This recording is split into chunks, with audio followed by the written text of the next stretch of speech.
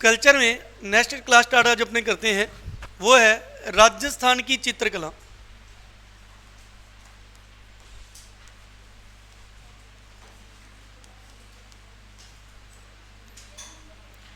राजस्थान की चित्रकला 51 नंबर। राजस्थान की चित्रकला, तो राजस्थान की चित्रकला में हम पढ़ेंगे सबसे पहले तो चित्रकला का मतलब क्या होता है। कोई भी अपने पेंटिंग करते हैं वो, तो पेंटिंग वही की जाएगी जिससे आपने कभी देखा होगा, है ना। तो चित्रकार उसी चीज की पेंटिंग करता है जो चीज उसने पहले कभी देखी होती है, देखी हुई चीज की ही पेंटिंग की जाती है। तो जिसको पहले दृश्य किया होगा उससे ही आप क्या करोगे, चित्रित करोगे। ये आपको क्यों बताया गया है, ये आपको इसलिए बताया गया है कि अपने पढ़ते हैं जब ये टॉपिक चलेगा तो आप पढ़ोगे कि राजस्थान की इस चित्रकारी पर मुगल प्रभाव पड़ा, इस पर बौद्ध का प्रभाव पड़ा, इस पर जैनी प्रभाव पड़ा। इसका मतलब क्या होता है, इसका मतलब ये होता है कि हम जिस कल्चर में ढले हुए थे, जिस कल्चर में ढले थे, जब हमारे यहाँ पे मुगल राज करके गए तो मुगलों की आवाजाही ज़्यादा थी। चित्रकारों जो चित्रकार हुए उन्होंने भी वही चीज़ें देखी, तो उन्होंने जब पेंटिंग बनानी स्टार्ट की तो उनकी पेंटिंग में ज़्यादातर वो चीज़ें बनती थी जो मुगलों के कल्चर में चलती थी। आई बस आज मैं आपको कह दूं कि चलो कोई पेंटिंग करके दिखाओ, आपको मैं कोई, आप मेरे को कोई मंदिर की पेंटिंग करके दिखाओ, या कोई आपने कार बनाने की कोशिश की, बाइक बनाने की कोशिश की, अरे आप वही डिजाइन करोगे ना जो आप देख रहे हो, आप वैसी ही कार की पेंटिंग करोगे जो वर्तमान में चल रही है। कोई अलग से कर दोगे क्या पेंटिंग, नहीं कर पाओगे। मंदिर बनाने की कोशिश करोगे तो वैसे ही मंदिर बनाने की प्रयास करोगे जैसे वर्तमान में आपको दिख रहे हैं। तो मुगलों के समय जो पेंटिंग हुई, या जैनियों के समय जो पेंटिंग हुई, बौद्ध धर्म के समय जो पेंटिंग हुई, तो अपने पढ़ते हैं कि इस पर उसका प्रभाव पड़ा। प्रभाव का मतलब है जैसे अगर आपने पेंटिंग करने की कोशिश की तो आपने देखा आपने उसमें हरा रंग ज़्यादा डाल दिया, आपने उसमें स्टार से बना दिए जो मुसलमानों में ज़्यादा चलता है। तो अपने कहते हैं कि इस पर, इनकी चित्रकारी पर मुसलमान प्रभाव अप्लाई हो गया, लागू हो गया, झलकता है। ठीक है, तो चित्रकार वही चित्रित करता है जो वो कभी कुछ ना कुछ देखता है, देखी हुई चीज को चित्रित करते हैं। तो जब आप पढ़ोगे कि इस पर इसका प्रभाव पड़ा तो उसका मतलब ये होगा। नेक्स्ट, 3 व्यक्तियों के नाम याद रखिएगा। एक है आनंद कुमार स्वामी,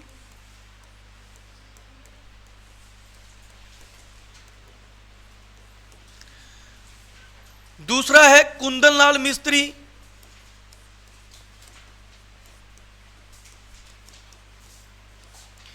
तीसरा है रवि वर्मा। सभी का ध्यान इधर हो, आनंद कुमार स्वामी, कुंदन लाल मिस्त्री, रवि वर्मा। यह जो आनंद कुमार स्वामी है, इसने चित्रकारी का सबसे पहले वैज्ञानिक वर्गीकरण किया था।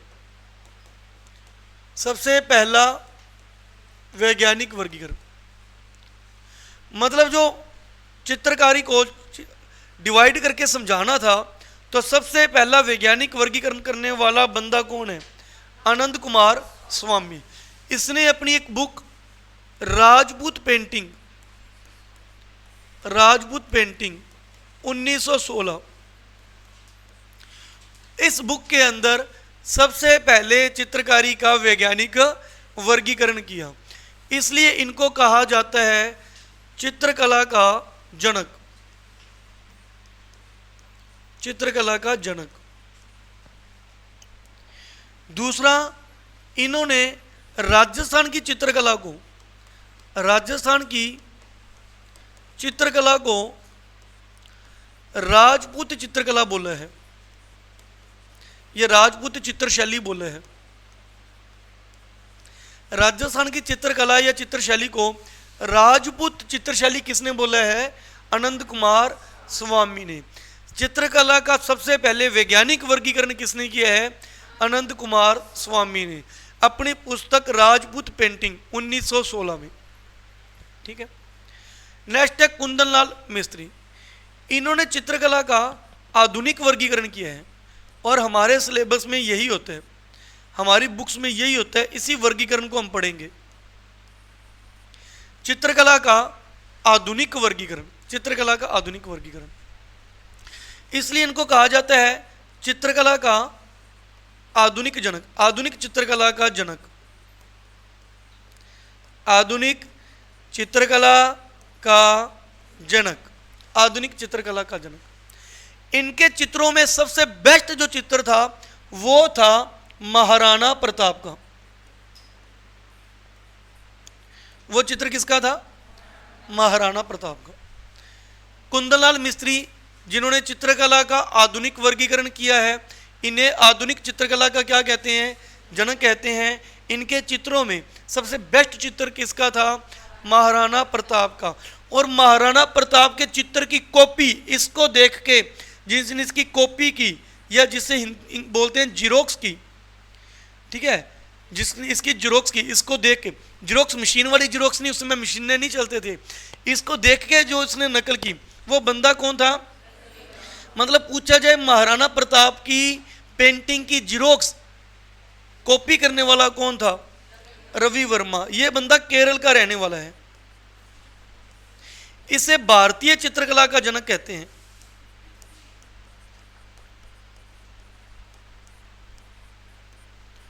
जनक या पितामह कहते हैं। इसको याद करिए। 3 बंदों के नाम याद करने हैं, आनंद कुमार स्वामी, कुंदनलाल मिस्त्री, रवि वर्मा। वैज्ञानिक वर्गीकरण करने वाला आनंद कुमार स्वामी, पुस्तक का नाम राजपूत पेंटिंग, 1916 में आई थी।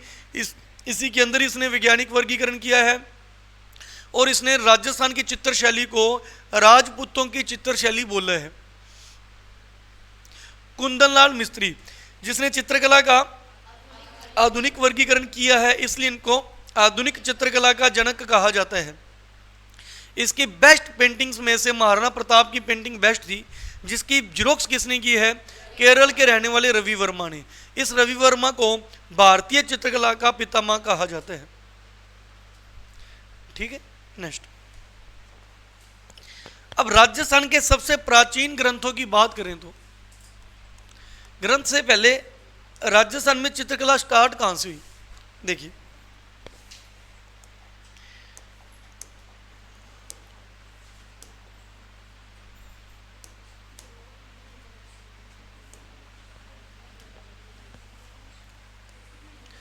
इधर ध्यान दीजिए।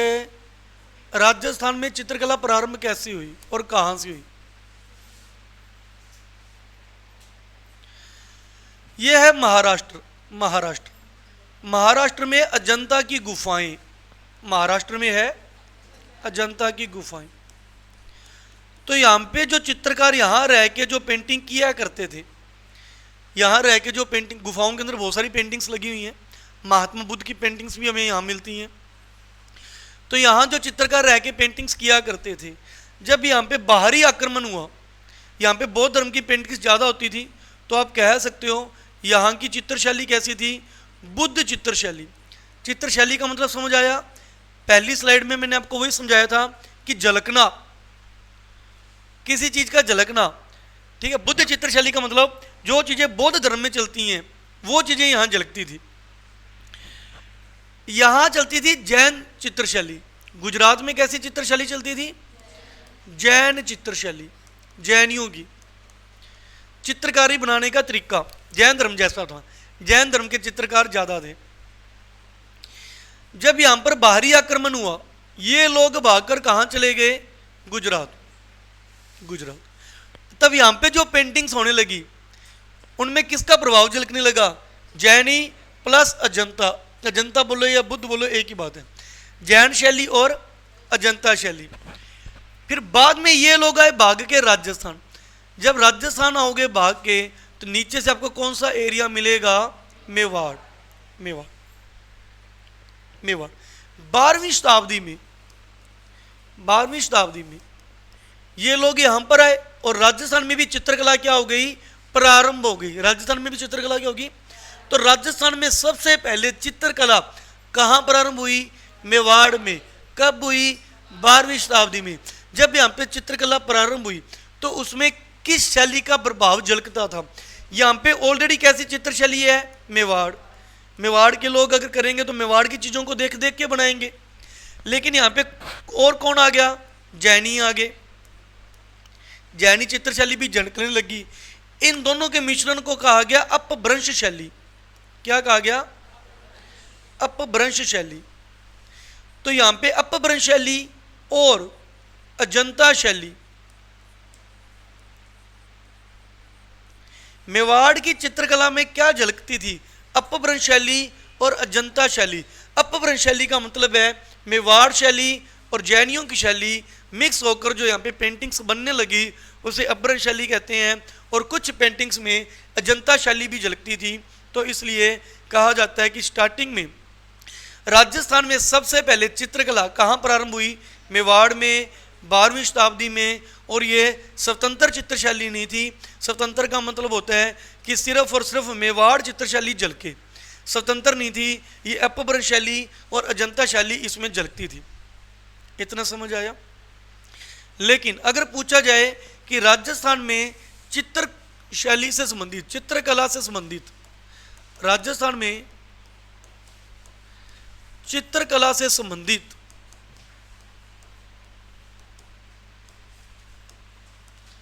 सबसे प्राचीन ग्रंथ, सबसे प्राचीन ग्रंथ कहाँ से मिले हैं, सबसे प्राचीन ग्रंथ कहाँ है और उनके नाम क्या है। तो सबसे प्राचीन ग्रंथ मेवाड़ में नहीं है। राजस्थान की चित्रकला के सबसे पुराने ग्रंथ मेवाड़ में नहीं है। वो जैसलमेर में जो किला है, जैसलमेर का किला जिसे स्वर्णगढ़ का किला भी कहते हैं, उस किले में एक संग्रहालय है, जैन भद्र सूरी संग्रहालय। संग्रहालय यानी म्यूजियम, जहां पुरानी चीजों को रखा जाता है। जैसलमेर के स्वर्णगढ़ के किले में जैन भद्र सूरी संग्रहालय है, म्यूजियम है। इसके अंदर 2 चित्रकारी से संबंधित ग्रंथ रखे हुए हैं। एक का नाम है 10 वैकल्पिक सूत्र चूर्णी, दूसरा है ओद निरुक्त वृत्ति। ये दोनों ही ग्रंथ किसने चित्रित किए हैं। ऐसे मत बोलना किसने लिखे हैं। चित्रकला के ग्रंथ हैं, ये लिखे नहीं जाते। क्या किए जाते हैं, चित्रित किए जाते हैं, पेंटिंग की जाती है। तो आलेखकार पाटिल ने,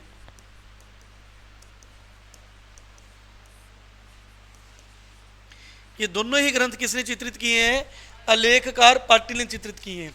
तो राजस्थान में सबसे पहले चित्रकला कहाँ प्रारंभ हुई थी, मेवाड़ में हुई थी। सबसे पहले चित्रकला कहाँ प्रारंभ हुई थी, मेवाड़ में हुई थी। लेकिन सबसे पुराने ग्रंथ कहाँ से मिले हैं, जैसलमेर से मिले हैं।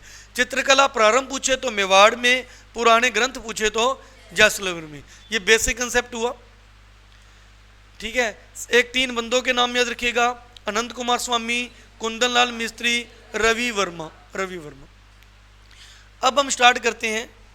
स्टार्ट करने से पहले हम कुछ बेसिक चीज़ें देखते हैं। जो हमारा कुंदन लाल मिस्त्री है, कुंदन लाल मिस्त्री, इसने कैसा वर्गीकरण किया है चित्रकला का, आधुनिक वर्गीकरण किया। आधुनिक वर्गीकरण, मॉडर्न वर्गीकरण। अब इस वर्गीकरण में इसने हमें कैसे समझाया है, इसने क्या कर दिया, जो रियासतें थी, रियासतें जहां पर चित्रकला चला करती थी, रियासतों का स्कूल का नाम दे दिया।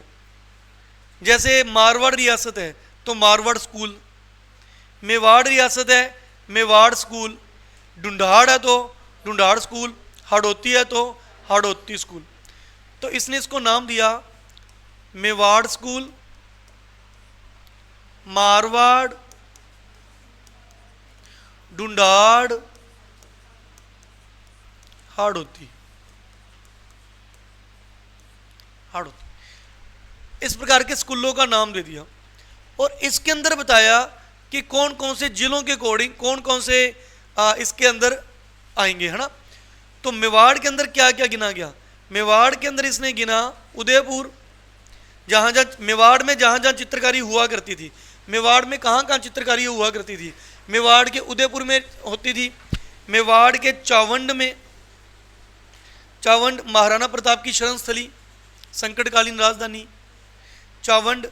उसके अलावा अपना नाथ द्वारा और देवगढ़, ये वर्तमान में दोनों जे कहाँ पर हैं, राजसमंद में, ये राजसमंद में और ये दोनों हैं उदयपुर में। ये मेवाड़ स्कूल के अंदर चारों चीज़ें रखी गई। तो मेवाड़ स्कूल के अंदर कौन कौन आता है, उदयपुर, चावंड, नाथ द्वारा, देवगढ़। ये वही देवगढ़ है जो आपसे रानी लक्ष्मी चुंडावत थी, रानी जी साहित्य जगत की, साहित्यकार में उसमें पढ़ाया था। मारवाड़ स्कूल में, मारवाड़ में सबसे पहले कौन आएगा, जोधपुर, जोधपुर को ही मारवाड़ कहते थे। जोधपुर याद करने का तरीका, जोधपुर के ऊपर कौन है, जोधपुर के लेफ्ट में कौन है, जोधपुर के राइट में कौन है, जोधपुर के नीचे कौन है, अजमेर के अंदर कौन है, यही है। ये सारे मारवाड़ स्कूल के अंदर आते हैं। तो मारवाड़ स्कूल में उसने किस किस को रखा है, याद रट्टा मत मारो, मैप से याद करो। जोधपुर के ऊपर बीकानेर, एक तरफ जैसलमेर, एक तरफ नागौर, नीचे अजमेर, और अजमेर के अंदर किशनगढ़, क्योंकि किशनगढ़ अलग से मैप में नहीं दिखता, क्योंकि किशनगढ़ को जिला घोषित नहीं किया, अजमेर के अंदर आता है। ढूंढाड़ में जयपुर,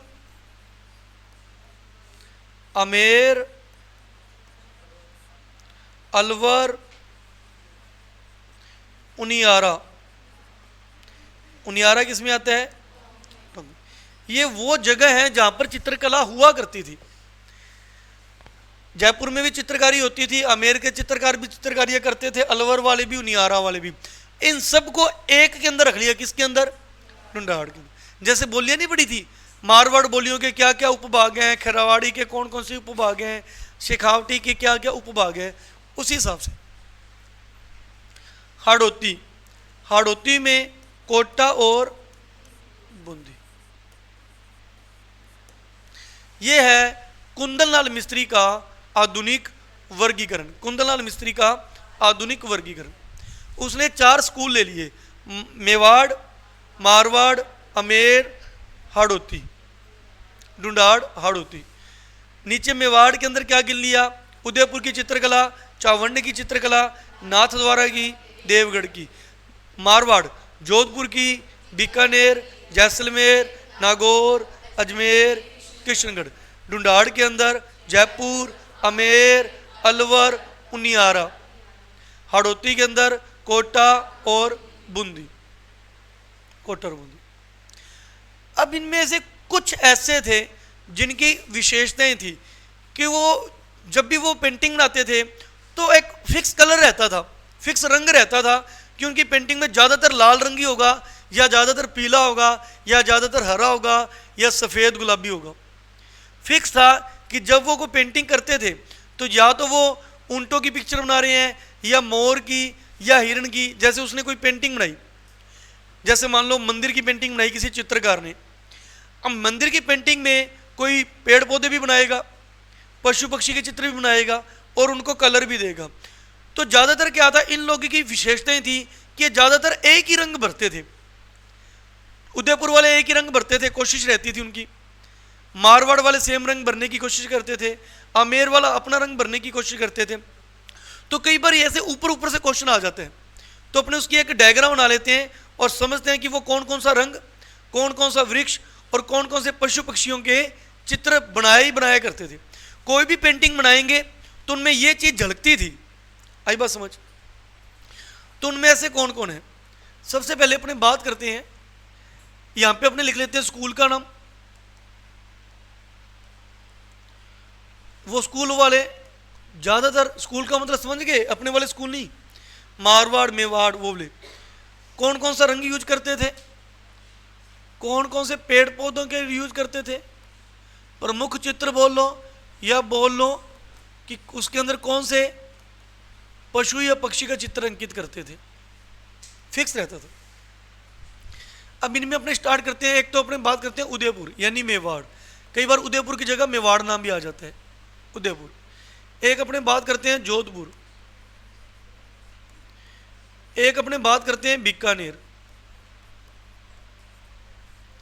एक अपने बात करते हैं आमेर, नेक्स्ट अपने बात करते हैं, नेक्स्ट अपने देखते हैं इसके अंदर जयपुर, अलवर, आमेर की बजाय जयपुर,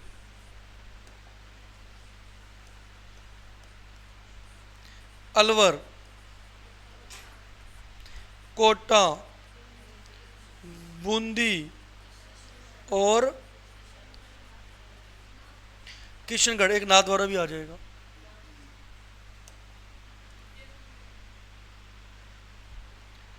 नाथद्वारा, उदयपुर यानी मेवाड़, एक ही बात है, ठीक है। तो उदयपुर, इनके अंदर क्या क्या रंग ये फिक्स भरते थे, जोधपुर, बीकानेर, जयपुर, अलवर, कोटा, बूंदी, किशनगढ़ और नाथद्वारा। जो उदयपुर वाले होते थे उनकी खास बात रहती थी, जब भी वो रंग भरते थे तो मोस्ट ऑफ कौन सा रंग भरते थे? लाल। जोधपुर और बीकानेर वाले ये भरते थे पीला। जयपुर और अलवर वाले हरा। कोटा वाले नीला। बूंदी वाले सुनहरी बूंदी। किशनगढ़ और नाथद्वारा वाले सफ़ेद और गुलाबी, सफ़ेद गुलाबी।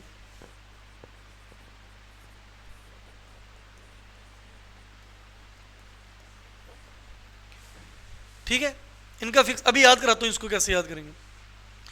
उदयपुर वाले जब भी कोई पेड़ की फोटो बनाते थे तो कोशिश करते थे उसमें ज़्यादातर कौन सा पेड़ बनाते थे? कदम्ब का पेड़। ये बनाते थे आम का पेड़। इन्होंने जब भी पेड़ बनाना होगा, जैसे अपने जब भी कहानी चलती है तो अपनी कहानी में मेस्ट ऑफ पीपल का पेड़ बन जाता है, ठीक है। तो ये जब बनाते थे इनका भी पीपल, ये आम और इधर वाले पीपल। कोटा और बूंदी वाले खजूर, खजूर। किशनगढ़ और नाथद्वार वाले केला,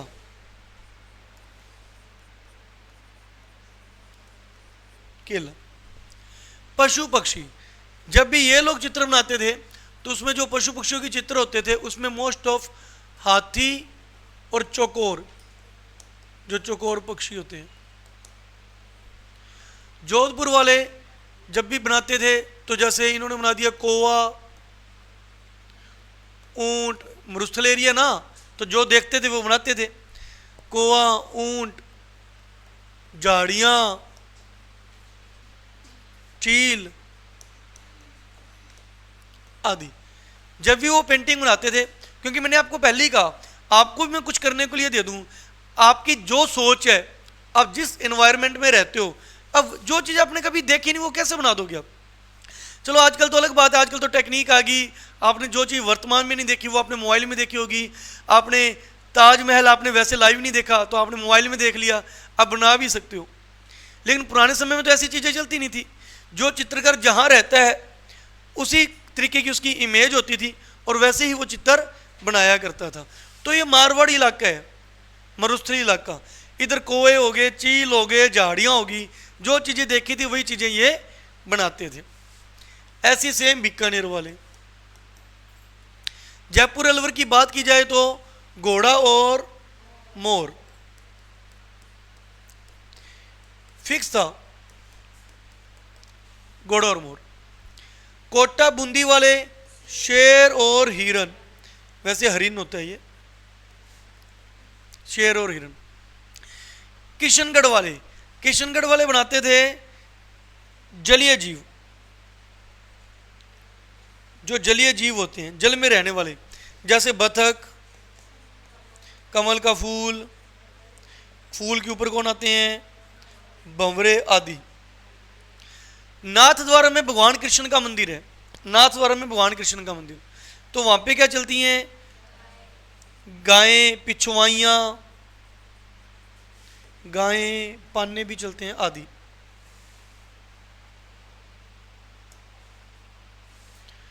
ठीक है, ओके। तो ये चीज, तो कई बार यहीं से क्वेश्चन आ जाता है कि बताओ मारवाड़ चित्रशैली में मोस्ट ऑफ कौन से कलर का यूज किया जाता था? पीला। अब इसको पहले मैं आपको याद कराता हूँ, इसको याद करते हैं। उदयपुर, उदयपुर में लाल कद का हाथी, लाल कद का, याद कराएं आपको, मेन मकसद याद कराना।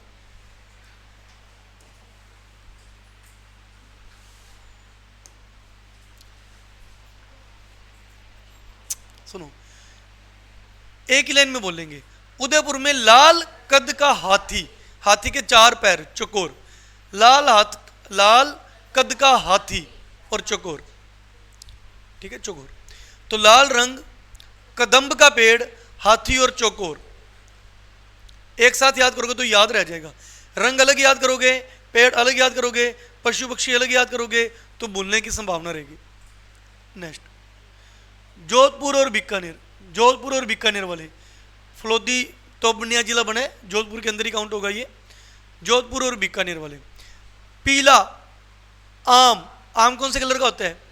पीले रंग का। पीला आम कौवा ले गया, पीला आग कौवा ले गया, झाड़ियों में छिपा दिया। ठीक है, कौवा, ऊंट, झाड़ियाँ, चील, ऐसी चीजें। कौवा ले गया, चील ले गया, कुछ भी याद कर सकते हो। पीला, तो इस इलाके में पीला आम कौवा या चील लेकर झाड़ियों में चला गया। कौवा, चील, झाड़ियाँ, ऊंट। ठीक है, पीला आम, चील, पीला आम, चील। पीपल का रंग क्या होता है? हरा। इत्तेफाक से ये रंग भी हरा करते थे। और पेड़ कौन सा बनाते थे? पीपल का। तो हरा पीपल। अब पीपल के नीचे कोई बैठेगा छाए में, बन गया पीपल। पीपल के नीचे कौन बैठा है? घोड़ा और मोर। पीपल के नीचे घोड़ा और मोर। कोटा, बूंदी, हाड़ौती क्षेत्र, कोटा और बूंदी में कौन से पेड़ हैं? खजूर के पेड़। इधर किसके पेड़ हैं? खजूर के, खजूर के पेड़। अब इसको याद करते हैं। रंग खजूर है, रंग नीला, हालांकि बूंदी का सुनहरा, कोटा का नीला, रंग अलग अलग है। पशु पक्षी सेम है। ठीक है, इधर क्या था? शेर और हिरन। अब इसको याद करते हैं। देखिए, इस तरफ नीले सुनहरे खजूर, नीले सुनहरे खजूर शेर और हिरन खा गए। नीले सुनहरे खजूर शेर हिरन खा गए। हरे पीपल के पेड़ के नीचे कौन बैठा है? घोड़ा और मोर। हरे पीपल के पेड़ के नीचे एक घोड़ा और मोर। पीले रंग का आम कौन ले गया? कौवा या चील। लाल कद का क्या था? हाथी और चकोर। नीले सुनहरे, कोटा में नीला रंग यूज करते थे ज्यादा, बूंदी में सुनहरा। नीले सुनहरे कलर के खजूर शेर हिरन खा गए। ठीक है, किशनगढ़ रह गया जी यहाँ पे अजमेर के अंदर, और नाथ द्वारा रह गया राजसमंद में। इन दोनों जगह कौन सा रंग यूज होता है? सफेद और गुलाबी, सफेद और गुलाबी। ठीक है, यहाँ पे जलीय जीव यूज होते हैं, जलीय, बतख, कमल, भंवरे। और यहाँ पे नाथ द्वारा में भगवान कृष्ण का मंदिर है, पिछवाइयाँ, पान्ने, गाय की फोटो, ये चीज। सुना दोगे क्या? ओके, सुनाइए। कुंदनलाल मिस्त्री, कुंदनलाल मिस्त्री का आधुनिक वर्गीकरण। कितने स्कूल बांटे? कौन कौन से? मारवाड़, मेवाड़, ढूंढाड़, हाड़ौती। मेवाड़ के अंदर कौन कौन? उदयपुर, चावंड, नाथद्वारा, देवगढ़, नाथद्वारा, देवगढ़। और इधर मारवाड़ में जोधपुर, बीकानेर, जैसलमेर, नागौर, अजमेर, किशनगढ़। ढूंढाड़ में जयपुर, अलवर, आमेर, उनियारा। हाड़ौती में कोटा और बूंदी।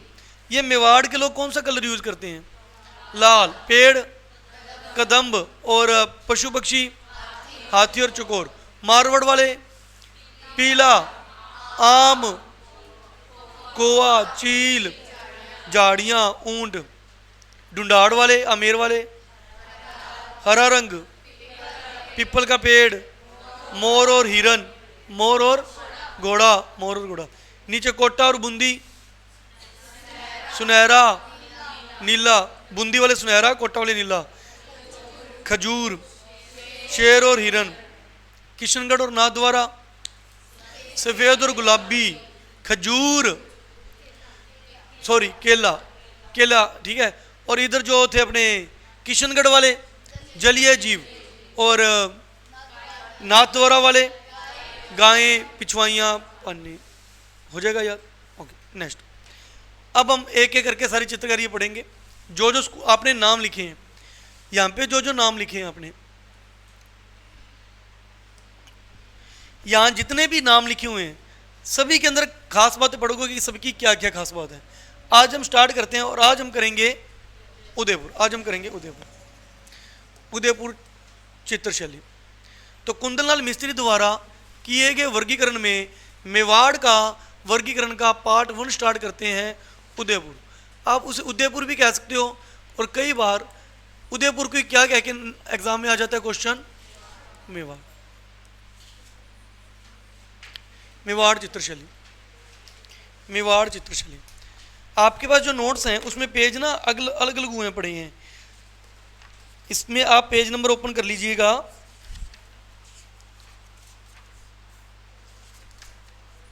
(58) जो नीचे पेज नंबर लिखे हैं 58 नंबर पेज, वहां से आपको एग्जैक्ट मिलेगा उदयपुर। मिल गया? ओके। अब मेवाड़ चित्रशैली की क्या क्या खास बातें उसको पढ़ते हैं। मेवाड़ चित्रशैली की सबसे पहली विशेषता है, सबसे पहली विशेषता है कि राजस्थान की सबसे प्राचीन, सबसे पहले, राजस्थान में सबसे पहले चित्रकारी कहाँ प्रारंभ हुई? उदयपुर या मेवाड़ में प्रारंभ हुई। जब ये प्रारंभ हुई तो इसमें किसका प्रभाव था? अपभ्रंश और अजंता यानी बौद्ध धर्म का। ये स्वतंत्र नहीं थी। इसके सबसे कौन से सन में प्रारंभ हुई? 12वीं शताब्दी में, 12वीं शताब्दी। मेवाड़ के सबसे पुराने ग्रंथ, मेवाड़ के सबसे पुराने ग्रंथ श्रावक प्रतिक्रमण,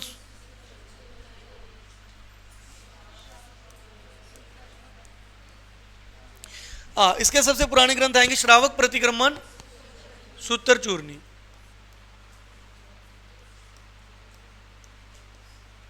एक है स्पाशनाह। ये मेवाड़ के चित्रित ग्रंथ हैं। जो पहले पढ़े थे वो राजस्थान के सबसे प्राचीन चित्रित ग्रंथ थे। 10 वैकल्पक सूत्र चूर्णी, ओद निरुक्त वृत्ति, ये राजस्थान के सबसे प्राचीन ग्रंथ कहाँ पढ़े हैं? जैसलमेर में। मेवाड़ के देखो शैली सबसे पहले कहाँ स्टार्ट हुई है? मेवाड़ में। लेकिन मेवाड़ में ग्रंथ बाद में बने हैं। ग्रंथ पहले कौन से चित्रित किए गए हैं? वो जैसलमेर वाले। मेवाड़ के पहले 2 ग्रंथ कौन से हैं? श्रावक प्रतिक्रमण, सूत्र चूर्णी, स्पाशनाह। ये दोनों किसके द्वारा चित्रित किए गए हैं? चित्रकारों के नाम, चित्रकारों के नाम। ये जो किया गया वो है कमलचंद्र, कमलचंद्र। और ये जो किया गया वो है हीरानंद। कई बार इसका नाम पार्श्वनाथ भी आ जाता है, वैसे मेन नाम है हीरानंद। जब कमलचंद्र ने ये काम किया, ग्रंथ लिखे, उस समय मेवाड़ का राजा कौन था? मेवाड़ का राजा था तेज सिंह। मेवाड़ का राजा था तेज सिंह। हीरानंद ने जब ये ग्रंथ चित्रित किया उस समय मेवाड़ का राजा था राजा मुगल। और जब ये ग्रंथ चित्रित किए गए, इन पर जैन शैली या अपभ्रंश शैली या अजंता शैली का क्या दिखता था? प्रभाव दिखता था। ये स्वतंत्र नहीं थे। समझ आ गया आपको? मेवाड़ की क्या क्या खास बात है? राजस्थान में सबसे पहले चित्रशैली कहाँ प्रारंभ हुई? मेवाड़ में। प्रभाव किसका था? बौद्ध या अजंता, जैन या अपभ्रंश शब्द भी आ जाता है। सबसे पुराने ग्रंथ कौन से चित्रित किए गए? श्रावक, प्रतिक्रमण, सूत्र चूर्णी, सुपाशनाह। मेवाड़ के सबसे पुराने, ना कि राजस्थान के सबसे पुराने। राजस्थान के पुराने पूछेगा तो 10 वैकल्पिक, सूत्र चूर्णी, ओद नियुक्त वृत्ति, जो मैंने आपको पहले ही करा दिया, जैसलमेर में पढ़े हैं। मेवाड़ के पूछेगा तो आपको ये आंसर देना है, ना कि वो देना है। आज बात समझ? ओके। तो ये ग्रंथ कमल चंदर और हीरानंद ने चित्रित किए थे। किन राजाओं के दरबार में बैठकर? राजा मेवाड़ के राजा तेज सिंह के समय। फिर इसने जब चित्रित किया तब मेवाड़ का राजा कौन था? मोक्कल था। मेवाड़ का राजा मोक्कल था। ठीक है, ये अपभ्रंश शैली में आते थे। फिर भी मोक्कल का बेटा बैठा गद्दी पर कुंभा, और हमें पता है कि राजस्थान के, पूरे राजस्थान के इतिहास में जो सबसे मल्टी टैलेंटेड बंदा था वो कौन था?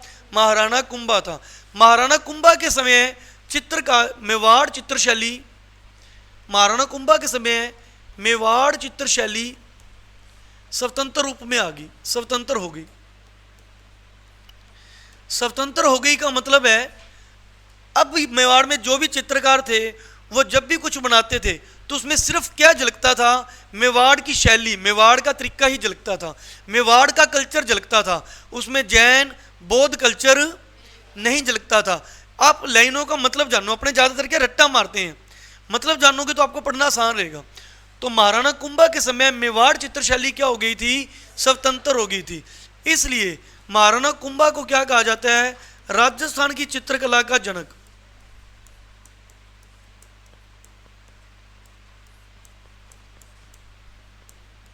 राजस्थानी चित्रकला का जनक किसे कहा जाता है? महाराणा कुंभा को कहा जाता है। ठीक है, इसके बाद जो राजा हुआ था, एक आया था अमर सिंह। सुनते रहिएगा भी ध्यान से।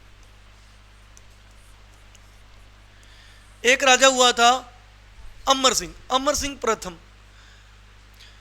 संगा का बेटा महाराणा उदय सिंह, उदय सिंह का बेटा महाराणा प्रताप, महाराणा प्रताप का बेटा अमर सिंह।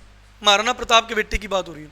हम हिस्ट्री में पढ़ते हैं कि अमर सिंह ने 1615 में मुगलों से संधि कर ली थी और संन्यास लेके घर छोड़ के चला गया था।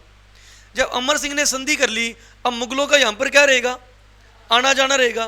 फिर यहाँ पर जो भी चित्रकार पेंटिंग बनाएंगे उनमें क्या झलकेगी? मुगल शैली। तो अमर सिंह के समय मेवाड़ शैली में फिर कुछ ना कुछ झलकने लगा। क्या झलकने लगा? मेवाड़ शैली में मुगल शैली झलकने लगी, मुगल शैली का प्रभाव झलकने लगा। Is that clear? उदयपुर की क्या क्या खास बातें मैं आपको बता रहा हूं, अच्छे से याद करिए। अच्छा टॉपिक है। अभी आपने देखा जो बीएसटीसी का पेपर था वहां पे भी इनमें से क्वेश्चन उठाए हैं, यहां से क्वेश्चन आते हैं एग्जाम में। अमर सिंह के समय मेवाड़ शैली पे किसका प्रभाव झलका? मुगल। तो मेवाड़ शैली में हम हर चीज को बार मैं बहुत रिपीट कराऊंगा, आपके वैसे ही याद हो जाएगा, बस ढंग से बैठे रहो क्लास में, अपने बहुत रिपीट करेंगे। मेवाड़, राजस्थान में सबसे पहले कौन सी चित्रकला प्रारंभ हुई? मेवाड़ चित्रकला। इसमें किसका प्रभाव था? बौद्ध, जैन या अजंता, अपभ्रंश शैली का प्रभाव था। यहां से कब इनको छुटकारा मिला? कुंभा के समय। फिर कुंभा के बाद बहुत सारे राजा हुए, ये स्वतंत्र चल रही थी, बढ़िया। फिर एक समय आया जब राजा आया अमर सिंह। अमर सिंह, अमर सिंह को मजबूरन किससे अधीनता स्वीकार करनी पड़ी? मुगलों की। अब मुगलों का आना जाना स्टार्ट हुआ। अब आप कह सकते हो मेवाड़ शैली में अब किसका प्रभाव झलकने लगा? मुगल शैली का। आ रहा है समझ?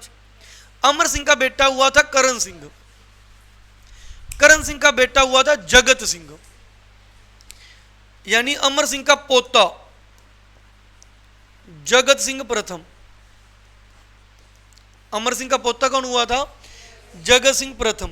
जगत सिंह प्रथम की खास बात यह है कि इसका काल मेवाड़ चित्रशैली का स्वर्ण काल कहलाता है। इसको आगे लिख देते।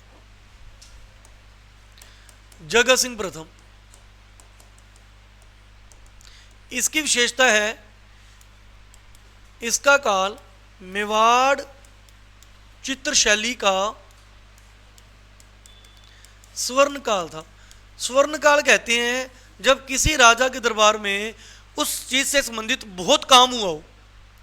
मतलब मेवाड़ में जब महाराजा जगत सिंह थे तो चित्रकारी से संबंधित बहुत सारे चित्र बनाए गए थे, इसलिए इसका काल क्या माना गया? स्वर्ण काल माना गया। इसका काल स्वर्ण काल माना गया। अब इसके स्वर्ण काल में क्या खास बात है, इसके समय एक चित्रशाला बनाई गई, चित्रशाला जिसका नाम रखा गया चितेरोरी ओवरी। चितेरोरी ओवरी ये क्या है, एक चित्रशाला है पेंटिंग्स रखने के लिए। चित्रशाला समझ गए, जैसे गऊओं को रखने के लिए गौशाला, आदमियों को रखने के लिए आदमीशाला, ऐसे चित्रकारों को रखने, पेंटिंगों को रखने के लिए चित्रशाला। चितेरोरी ओवरी मेवाड़ी शब्द है, चितेरोरी ओवरी चित्रशाला बनाएगी। किसके समय, जगत सिंह के समय। अब इसके समय रामायण, महाभारत, आर्ष रामायण, रागमाला सेट, इन सभी के चित्र बने थे इसके समय। इन सभी के चित्र चित्रित किए गए थे। रागमाला सेट का चित्र चित्रित किया गया था, रामायण का ऊपर ग्रंथ चित्रित किया गया था, महाभारत का और आर्ष रामायण का। तो इसका जो चित्रित किया था वो किया था साहिबुद्दीन ने, साहिबुद्दीन या साहिबुद्दीन कहते हैं। रामायण का किया था मनोहर ने, चित्रकार का नाम है। महाभारत का भी साहिबुद्दीन ने, और आर्ष रामायण दोनों ने मिलकर, साहिबुद्दीन और मनोहर। ये लो जी, आपने राजाओं के हिसाब से याद करना है, फिर ये याद होगा। तो आपने पहले तो ये पढ़ा, जो दो चित्रित ग्रंथ चित्रित किए गए थे, श्रावक प्रतिक्रमण सत्यचूर्णी और सुपान शाह, कौन कौन से राजा थे, तेज सिंह और मोकल, मेवाड़ के राजा, ठीक है, तेज सिंह और मोकल। किसने चित्रित किया था, कमल चंद्र ने और हीरानंद ने। फिर आपने देखा कि कुंभा के समय आजाद हो गया, स्वतंत्र। अमर सिंह के समय फिर मुगल काल आ गया। अमर सिंह के बाद आया था जगत सिंह, उसके समय ये चित्रित बने थे, और इनमें मुगल काल, मुगलों की शैली झलकती थी, ये था। और जगत सिंह का चित्रकला में क्या कहा गया है, मेवाड़ चित्रशैली का स्वर्ण काल माना गया है, स्वर्ण काल माना गया है। उसके अलावा आया था राजा संग्राम सिंह सेकंड, जिसके समय हुड्डा सम्मेलन होना था, सांगा सेकंड, संग्राम सिंह सेकंड। संग्राम सिंह सेकंड के दरबार में रहता था नासरुद्दीन, चित्रकार का नाम है नासरुद्दीन। कई बुकों में इसका नाम नूरुद्दीन भी मिल जाता है, नूरुद्दीन, नूरुद्दीन। यह संग्राम सिंह सेकंड के दरबार में रहता था। इसने भी बहुत सारे चित्र बनाए। इसने सर्वाधिक चित्र किस पे बनाए, पंचतंत्र पर। पंचतंत्र किताब नहीं लिखी इसने, पंचतंत्र किताब के ऊपर बहुत सारे चित्र बनाए। पंचतंत्र किताब तो विष्णु शर्मा की लिखी हुई है, बहुत फेमस किताब है पंचतंत्र। पंचतंत्र किसकी है, विष्णु शर्मा की। दुनिया में सबसे ज्यादा ट्रांसलेट होने वाली बुक, दुनिया में दूसरी सबसे ज्यादा है, शत की दूसरी सबसे ज्यादा। पहली बाइबल है, बाइबल। दूसरी सबसे ज्यादा ट्रांसलेट होने वाली बुक ये है। ट्रांसलेट का मतलब, आज आप कोई बुक ले आए, मान लो इंग्लिश में ले आए, सर मेरे को तो इंग्लिश आती नहीं पढ़नी, लेकिन पढ़नी जरूर है, इसमें नॉलेज वाली चीज़ें बहुत हैं। फिर जब राइटर को पता लगेगा कि इसकी डिमांड बहुत है लेकिन इंग्लिश में दिक्कत आती है, तो राइटर उसको ट्रांसलेट करके किस में निकाल देगा, हिंदी में, तमिल में, कन्नड़ में, जहाँ जहाँ डिमांड होगी, मलयालम में। तो जैसे जैसे उसकी डिमांड बढ़ेगी उसको अलग अलग भाषाओं में ट्रांसलेट करके क्या करेगा, निकालेगा। जैसे फिल्में नहीं आती क्या, साउथ की फिल्में डब होकर यानी ट्रांसलेट करके बॉलीवुड वाले हिंदी में निकाल देते हैं, वही बातें, ठीक है।